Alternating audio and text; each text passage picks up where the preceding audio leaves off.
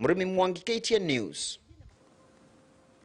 So a lot of eyes will be in Makueni County just observing what happens during the devolution conference, which is supposed to be held in Makueni County. As I mentioned, last year it didn't happen, and this time round the theme is focused on climate action, climate change, and perhaps we'll be talking about extra allocation to counties as well in order to boost their revenues. A lot to talk about, but we'll definitely take a look at the hits and misses 8 or 9 years into devolution. Is it working as it was intended during the promulgation of the new constitution? Still joined in studio by James Gakuya, MP Embakasi North, Robert Mbui Kathiani, Member of Parliament, and Professor Alfred Omenya, governance expert. Gentlemen, let's talk about devolution. And let me start with you, Prof. Perhaps just briefly, taking a look at the last 8 years of devolution, have we got it right so far? And perhaps what would you say is the biggest challenge, even as we struggle to fully implement some of these gains that were meant to, take resources to mashinani, the people? No, thank you, Jesse. And I think you're spot on there. We need to now not just take stock, but ask ourselves, why was devolution so important for us that we made it centerpiece of our constitution and of course subsequent legislation and so on. And you will remember that when conversations were happening about the need for devolved government, the issue were two. There was the issue of representation, but that was basically devolution of power. And the second thing was issue of resources, which was financial devolution as it actually were. What you're seeing 7-8 years down the line is that yes, people are better represented in a way. I mean, through the county assemblies and so on. There's a lot more power close to the people. But we are not seeing these devolved units, functioning well as economic units, as drivers of economic development. We are not seeing counties, establishing mechanisms that can create jobs for young people there, getting into industries, getting into major economic activities and so on. In fact, all we see is the opposite, where counties have been using every excuse, to tax these already very poor people, so that they can actually collect money. Of course, I've said before that it's sad that many counties are, in fact, they're doing worse than former local authorities that were smaller entities when it comes to collection of resources. Mm-hmm. And it is not necessarily that they're not collecting enough revenue. It is that a lot of that revenue is stolen, is lost, so it doesn't get back to to the national exchequers, so that it can be distributed back to the counties. Yes. So what you're missing really is using now counties as engines of growth and economic development, as spaces where we can actually have poverty alleviation, as spaces where we can actually bring services closer to the people. That has not done as well as it could have. As it could have, achieved. But having said that, still, of course, I mean, we still know that devolution is a good thing. It's one of the best things that this country ever had.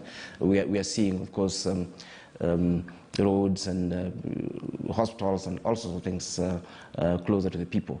But my point is that we could and we can still do better when it comes to devolution, and especially when it comes to looking at the devolved units as centers for economic growth. Yeah, definitely. On-source revenue has been a challenge, and perhaps setting up proper structures to facilitate such transactions, perhaps automated, would be best when it comes to taking a look at on-source revenue. Robert Mbui, what are the people of Kathiani so grateful for when it comes to devolution? And perhaps the biggest challenge would be misappropriation of funds. What do you think needs to be done to perhaps seal these loopholes where money is actually stolen from these county governments? Yeah, Rogers, you seem to have hit the nail on the head, because when Kenyans were in agreement that we do devolved governments, and they are very excited in the last constitutional dispensation in 2010, the idea was that they had seen the possibility of money reaching the grassroots and the development coming closer to them. And I think the model of CDF, which had been there before through the constituencies, had given them hope that when we do devolution, there will be more money, there will be more development, and they will be able to uplift their standards of living. Unfortunately, Rogers, what happened is that the first thing that we devolved was power. And a lot of these governors, they're like teen gods. Power got into their head. They devolved chase cars, they devolved sirens, they devolved red carpets, they carry toilets for their meetings. And it's an embarrassment all over. And let me say, the issue also of devolution, we also devolved corruption. It came from the national level to the counties. In a county like Machakos, and Machakos probably with about 10 billion per annum, and CDF, because we have 8 constituencies in Machakos, CDF is about 100 million, so the 8 constituencies will be about 1 billion.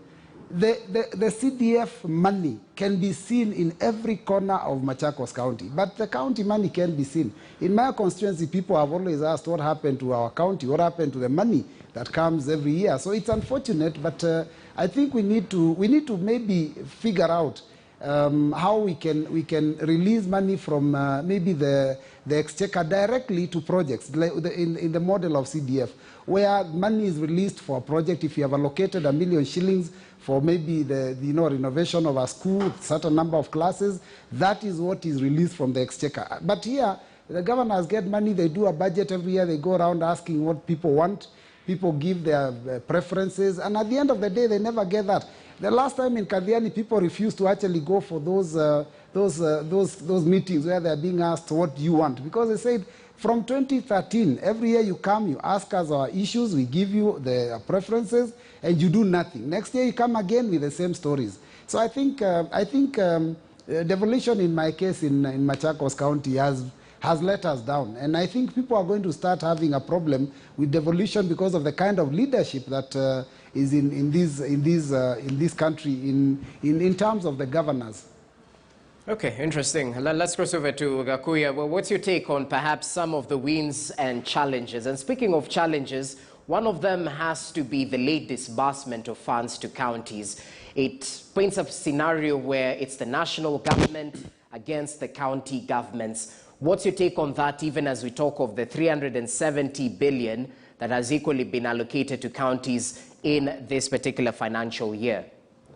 Thank you, Rogers. First and foremost, Rogers, allow me to remind you that, in fact, every single county has its domestic ways of collecting revenue. And none of the 47 number of counties which does not collect revenue from its own domestic area. And what you can find is that you realize there is a time of crisis when these governors are in clamor that they cannot do any single thing within the county unless they close them if the money is not released from the exchequer. Then you ask yourself a big question. What is the value of the money they collect from within their domestic areas, which can be able to be supporting these counties when there is a readiness of disbursement of the money from the exchequer?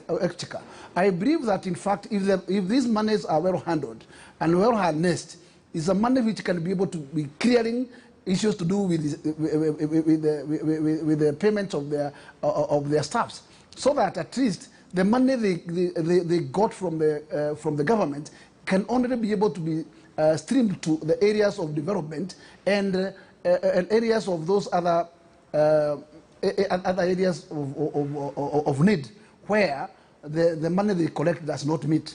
But you cannot be able to see people like health workers on strike, and and also seeing strikes within other staff levels.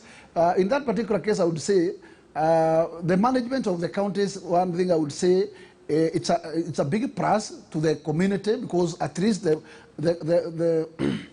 the the coming in of these particular counties are to make sure that there is a contact between the people on the right and then the level of the services. And purely, you realize, as my panel stated very clear here, in my constituency, I have not seen any single road done by the county government. I always ask myself, what if I am not active? What could be done within my constituency? Because I found a constituency which was totally without any single road. And I have done almost 95% of the roads without depending on the counties. What about if somebody is not a networker who could network the way I do network myself? Okay. And this is a big question. But also Rogers looked at one area of health sector and also agriculture. These are two areas that are the devolved units. But you realize that there is a big clamor, and up to date, we have not resolved that problem of health workers. And I don't know, I cannot understand until when this can be done. You have just had KEMSA the other day saying they cannot even be able to supply any single medicine because actually they have been owed over 3.7 billion by the same counties. Then you fail to understand, why do they fail to pay if they normally receive these monies from the exchequer, and also they, where does the money go? But you realize that also there is a money which is meant for what we call critically money for a particular unit. Okay. That money, when it gets there, that money is being diverted by the county. It does not reach to the user, and you find that there's no connection from the top on how to monitor that the monies that are being devolved down there from the mainstream up there down there. Then you realize that actually, if there is nothing going to be done, the counties at some moment you realize that it will be haphazard. Because you really devolved a lot of money down there, except back in what we call return in terms of services, but those services are not there. So the big question is, where does the money ends at? Because you can't tell me that the money that is always been devolved ends up with what we call current expenditure. Okay. That cannot work. I am sure that in fact areas of agriculture, like where we have now, like Central Province, we would have seen a lot. We have also seen tea sector, we have seen what we call coffee sector, in milk sector, going, in the current situation, going down. Okay. To the level of that, these particular farmers cannot be able to build themselves. I am asking myself, where county, and the county is still doing levies from these people, and they don't care whether to look extraordinary markets for these particular products, but who are they and what do they do to assist Wanjiku down there? Okay, interesting. And perhaps Prof. Omenya, we can expand on his particular point in terms of the development programs being crippled in one way or the other when it comes to these devolved functions. And perhaps this can all be tracked to the late disbursement of funds, because according to the county governments, when the money comes in late, they have the recurrent expenditure, they have salaries to pay. They'd rather divert or go to banks, source for loans in order to pay these salaries. And it definitely causes issues, especially when the Auditor General comes and reviews whether the money was used for the intended purpose. Let's talk about that. And perhaps, KRA is under the national government. Is this yet another challenge where we need to decentralize some of these institutions to perhaps consider the devolved functions, No, thank you, Jesse. And Waishimiwa there have highlighted this quite strongly. I'm actually quite surprised that most governors, and we work with them, I'm surprised that most governors don't actually have, what you may actually call a feasible development plan. They come there just as part of the basic legal requirements. They do the county integrated plan, which is normally a 5-year plan, and it's done thoughtlessly. It's not necessarily the priorities that the people and the administration wants to execute. And then they do the so-called annual development plan. But if you look at that plan, largely it is just to draw money and spend. It's largely a spending plan, not a cohesive development plan. And again, if you look at that plan, what many counties do is just say, okay, fine. in this in health sector, we are going to do these clinics on roads. We are going to do this much on sanitation. We'll do this much in water. We'll do this much. What is my point? My point is that you don't actually see an economic blueprint for this country. And Honorable Gakuya has spoken to this quite strongly there. That a lot of these counties rely on agriculture. Agriculture is a devolved function, and we want to see, for example, value addition in agriculture. We want to see agri-processing in some of these areas, and then now the question is, if you are Kirinyaga, for example, how do you leverage on your rice production there? How do you leverage on your coffee production and so on? If you're Kisii, how do you benefit from your fruits, avocados, and all those sorts of things? If you're Nyanza, any of the Nyanza counties, I mean, how do you put value addition on fisheries and stuff like that? So what you find, which is very sad all over the country, is that these very, very basic, straightforward economic activities that the people are involved in are not developed at all. We don't have any serious fish processing at the coast, for example. And meanwhile, we actually have Chinese fishing there. In Nyanza, we are now eating fish from China, imported into the country, while we actually have a big lake, relaxing there. When it comes to livestock, most of northern counties, if it was not for KDF, that sector would have died 100%. It would not be existing at all. Yes, so it's disappointing in that way that we expect counties to have an economic blueprint, and so that they can become engines again for economic development. We don't just expect counties to be charging cess. We expect them to be supporting private sector, particularly, to actually be creating these industries and creating jobs, and dealing with poverty issues and so on. The small-scale farmers, how can they be organized? How can they get better pay for their produce? How do we strengthen all those value chains so that everybody's happy at the end of the day? So I'm not seeing counties that are systematically growing their economic base. It'll be so interesting when counties start comparing notes, saying, look, this is what we manufacture in Kitui or Machakos, and Kajiado is saying, as you're focusing on say doing textile for export or whatever it is. So for me, this is a big challenge that counties have reduced themselves to basically units for payment of civil servants, as it were. And then, of course, they also do a little bit, yes, I mean, they also do a little bit of social investment, which we must still have, schools and those sort of things. But we're not seeing economic infrastructure. We're not seeing counties saying, look here, this is our new industrial zone. We're putting power there, we're putting water and so on. We are going outside there to bring in serious industrialists, who can then, set up here and start creating jobs and so on. In fact, the little effort that we are seeing is from private sector. Again, we're not seeing counties going outside there and saying, okay, fine. Okay. We've created this special economic zone, or we've created this new industrial area and so on. And to me, that's a big challenge that we have to deal with. We must turn counties into engines of economic growth. Yeah, because that's the only logical way, again, of ensuring that resources reach people, and then all these issues that we're talking about in the devolution conference can be dealt with. If you're talking about climate change adaptation to what? What is the issue?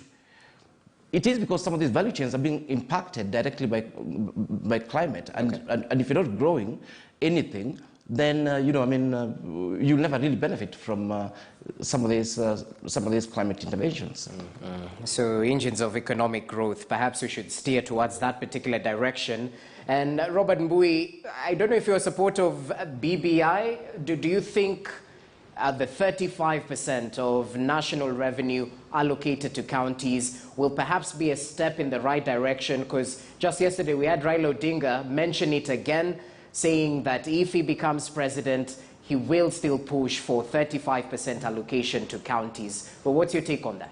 Yeah, I think counties do require more money, in my opinion, because if you are to properly devolve Because if you look at the devolved functions and the money, maybe the devolved functions are quite more than the amount of money that they are receiving.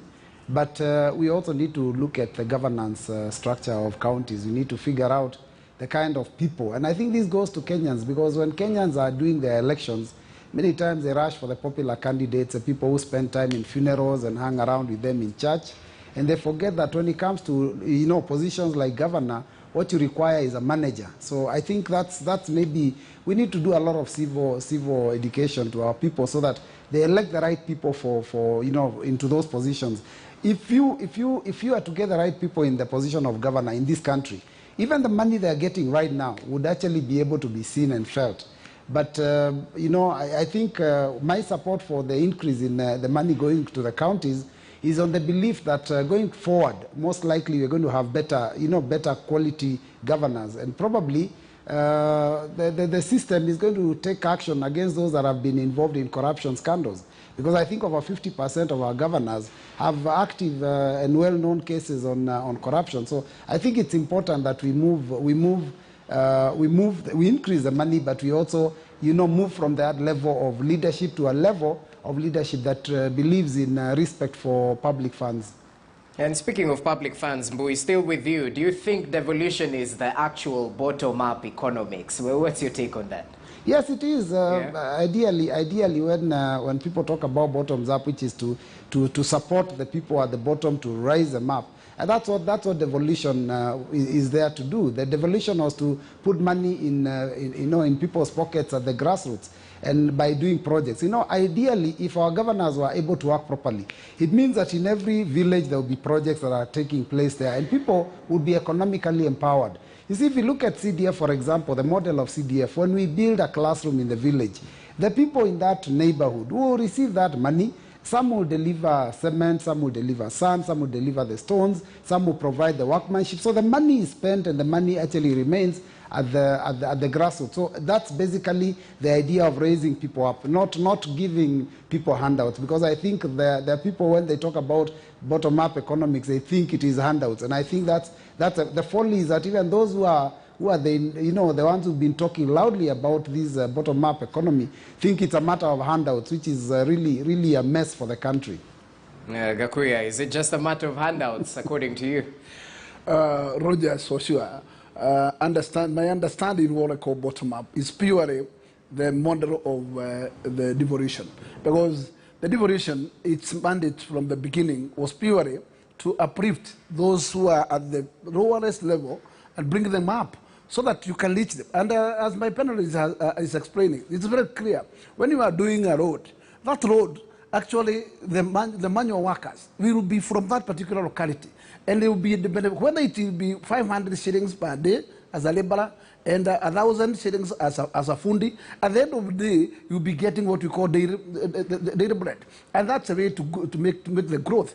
And at the same time, I'm very sure that when that particular road is being done, it's not outsiders or foreigners that are doing the supply of those areas of sand, and the other kind of materials required in that particular site. So that's how to build people. And if we move back to what we call the four pillars, the issue to do with housing, the aim was to make sure that those who will be able to supply the windows, the doors, and whatever else, they are the people within that locality, and actually they will be able to gain something at the end. That this is the mode of how to build people down and up. And I think the bottom up is that essence. It's not a matter of handout, and I believe that anybody who brings it as a handout must have lost the agenda. And finally, let me say this.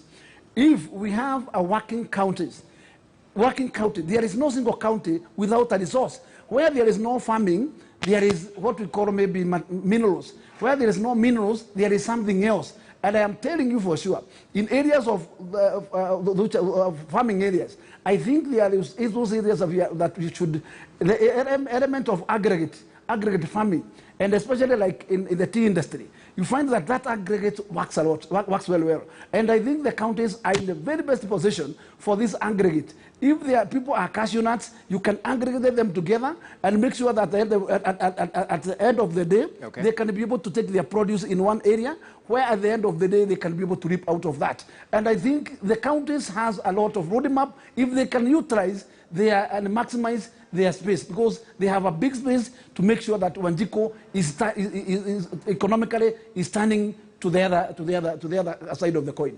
Okay, well noted. Over to you, Prof, as we finalize on the DevCon conference. Well, the theme is all to do with climate action, coming right after the COP26 summit in Glasgow, Scotland.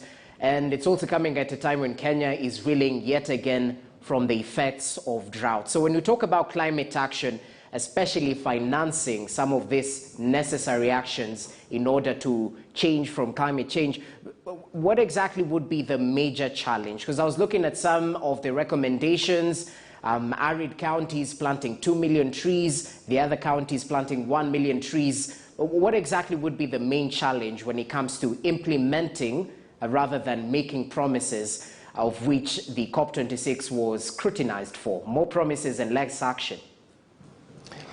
Yeah, thank you, Jesse. I think one of the big problem with our approach to climate change and climate action is that we look at it largely from a very theoretical perspective. This county, in fact, Makueni is a good example. Makueni actually does have a climate policy. They even have a climate change act. But the question is that then what have they done about it? And I think if you turn this the other way around and make it about people and start asking yourselves, how has climate impacted the ordinary person? And it goes back to, again, the same economic and survival activities that we're talking about there. What happens in Makueni? What do they produce when it comes to issues like agriculture, when it comes to issues like livestock, when it comes to issues, to do with forestry, to do with fishing and so on? You see, when you take it to that level, then the challenge can actually be isolated. Let me just use an example, of livestock. In ASAL areas, you find farmers losing, quite a number of the livestock during the dry season, and then of course they have to restock and so on. And a very basic adaptation mechanism would be simply for government to have some money so that once that drought season arrives, then people can reduce their stock. They can sell, the stock to government. And restock again when the rains come. When it comes to issues like farming crop, growing crop, yes, we are relying on this rain-fed agriculture. Now, farmers are miserable all over Kenya now because the short rains, did not come as expected. But the question then is, okay, fine, so what are we able to do about this? And it means that we have to win most of our farmers from, rain-fed agriculture to proper permanent agriculture that doesn't depend on rain, and that's of course why we need to get into these dams, into irrigation systems, into greenhouse developments and so on. The point I'm actually saying is that our counties and even the country would actually be a lot more serious about climate change if they genuinely picked the impact of climate on ordinary Kenyans, and then starting to ask how do we actually climate proof. A very simple strategy that had been discussed, for example, yes, now we're wondering how to plant so many trees. Just think about it, if through Ministry of Education and the counties, if we planted trees in every public institution in Kenya, we'll actually achieve that target overnight. If every single student in this country was planting just a couple of trees, not even 10, we will actually have 10 million trees in a week. And it's a practical way of increasing our forest cover. All right. But again, part of the problem that we actually have is that we have people who are not there to provide solutions. We have people who are waiting for money to steal. That is a problem. It's a governance issue still. And that's partly why we keep theorizing about these things. Otherwise, climate change is real, and climate change adaptation actions there are quite a number that are very practical, that can be done, that just requires a little bit of leadership. Okay, interesting. So a lot to talk about climate action during the devolution conference. We'll definitely air those proceedings and inform you about some of the developments that will come from Makueni County during that devolution conference. We take a short break now. When we come back, we finalize on today's discussions, and perhaps you can hint on the early campaigns, or is it? We'll be back.